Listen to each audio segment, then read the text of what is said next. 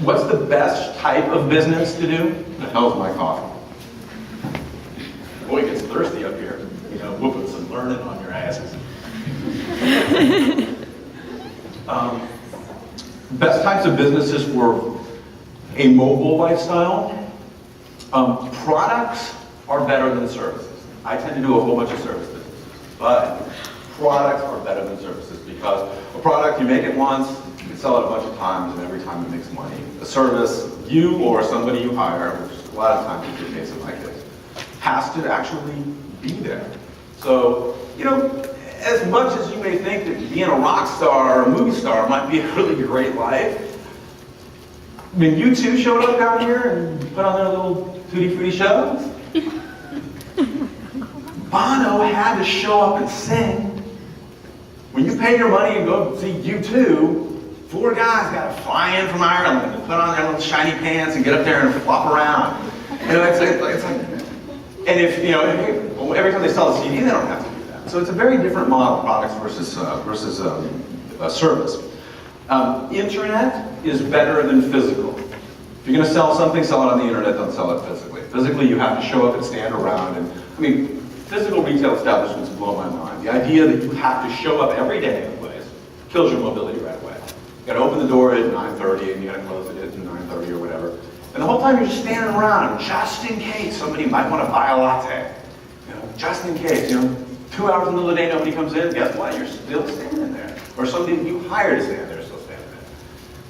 So it's just bad for mobility to have some sort of a physical storefront or any kind of place that you physically have to go. You know, selling information can also be a product, so don't forget about that. That if you can create a tutorial, an ebook, some sort of an DVD series that teaches something, that is a great product. It's something that can't be knocked off by Chinese prison labor. You know, like you make some sunglasses that you fire out of the back of them or something. You think they're the coolest thing ever. Crocs, for Christ's sake. What the hell is that? And all of a sudden, like, you know, somebody can knock them off, and you know the Chinese prison labor and Indonesian school children are going to be making those things for a fraction of the cost. They're just going to eat your market in 6 months. So, information as a product is a good one.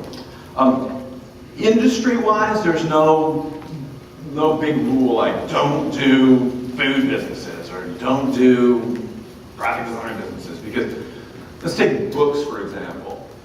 A bookstore, opening a bookstore can be best or worst. Amazon is a great example of a best case scenario. They sell a lot of product in addition to books, but they sell a lot of product and they do it all on the internet, so there's no need to have a physical storefront.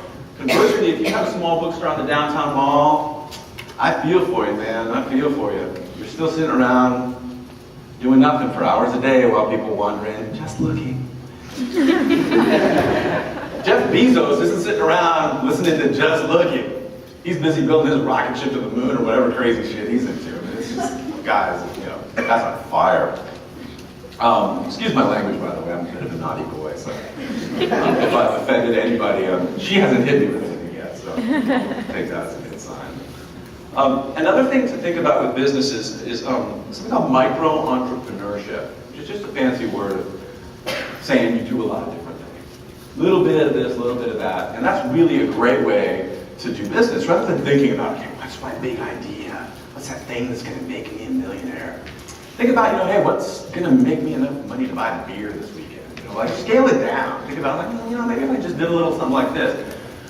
Like she said, I do a ridiculous number of things. Yellowfish, the primary business, no doubt. Pays the mortgage, pays the plane tickets, pays for Fat Jacks and Latin pants, all that stuff. And that is a business that generates a 6-figure income. You know, over $100,000 for the years if you work through the numbers.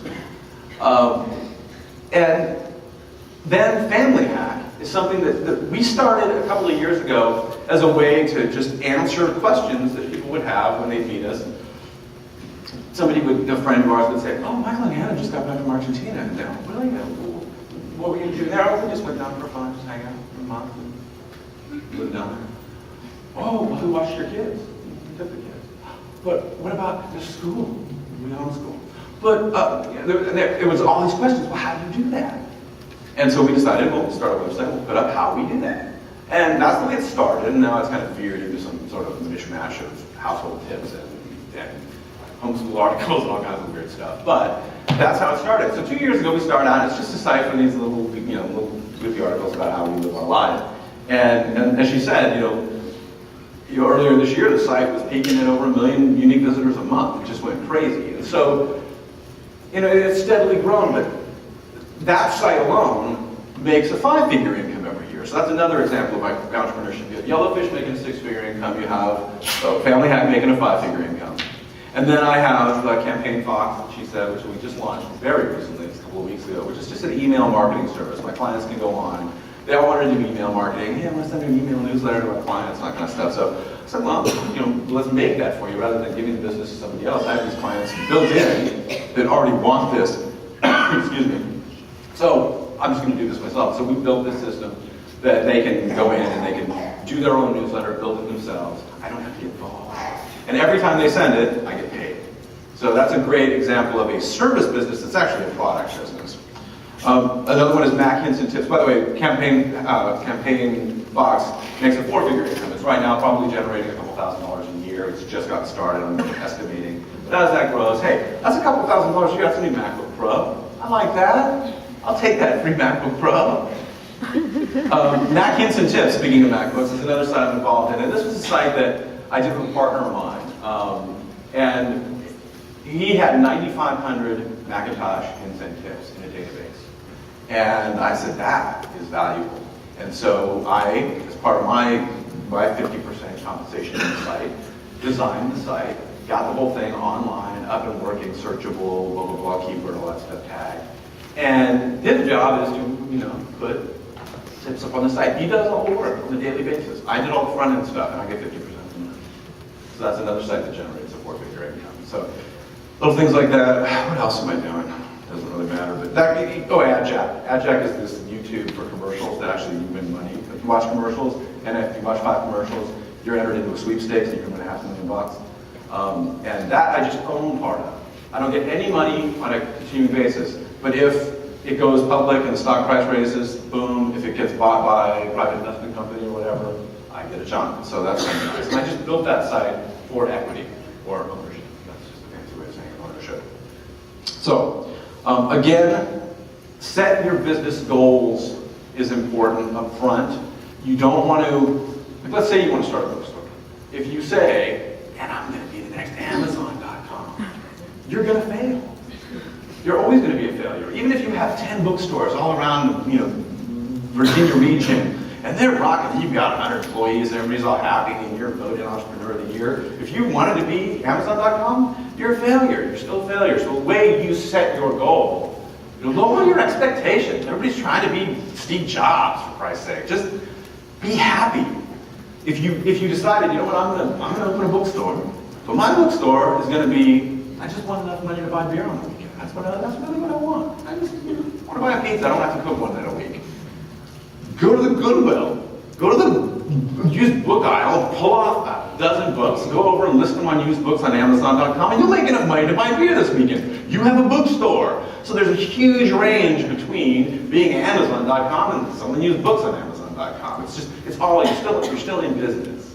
So you don't get intimidated by oh God, I have to have employees and I have to have all this stuff. And I have no employees, not one. Every single person that works for me is a contractor. They're hired to do a specific task. Now, I have contractors in my design business who've been with me for years, and I keep working almost full-time. Almost full-time. That's a legal term. Anybody listening on the videotape. But that's the way it works. At any time, if I slow down, one of those contractors just doesn't get work that week, but I'm not out of work.